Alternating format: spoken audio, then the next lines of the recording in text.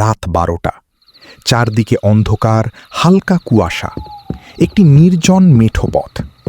ঝিঁঝি পোকার ডাক শোনা যাচ্ছে। রফিক দ্রুত পায়ে হাঁটছে।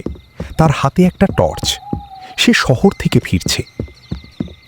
আজ বড্ড দেরি হয়ে গেল।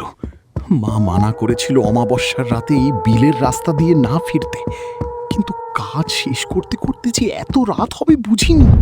হঠাৎ রফিকের টর্চের আলো একটা বড় বট গাছের নিচে গিয়ে পড়ল। সেখানে একজন সাদা শাড়ি পরা নারী পিঠ ফিরে দাঁড়িয়ে আছে। কি কি ওখানে? এত রাতে এখানে কি করছেন? আমার বাড়ি যাওয়ার রাস্তাটা হারিয়ে ফেলেছি বাবা, আমাকে একটু পথ দেখিয়ে দেবে? ও আচ্ছা, ঠিক আছে, আমার সাথেই চলুন। সামনেই তো গ্রাম। কিন্তু আপনি এই বিলের মাঝখানে একা কেন?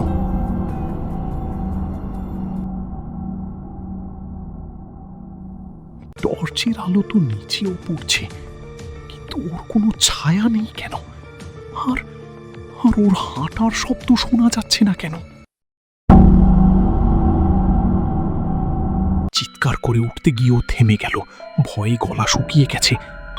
আপনি, আপনার পা দেখে ফেলেছ তাহলে? অনেকদিন পর জ্যান্ত মানুষের ঘাড় মটকাবো।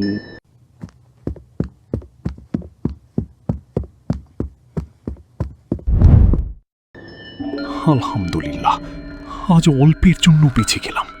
বেঁচে তো গেলে বাবা, কিন্তু বাড়ি ফিরবে কিভাবে? রফিক পাশে তাকিয়ে দেখল মসজিদের খাদেম বসে আছে, কিন্তু তার হাতগুলো অস্বাভাবিক লম্বা এবং নখগুলো তলোয়ারের মতো ধারালো। রফিকের একটি তীব্র চিৎকার, এবং তারপর সব নিস্তব্ধ।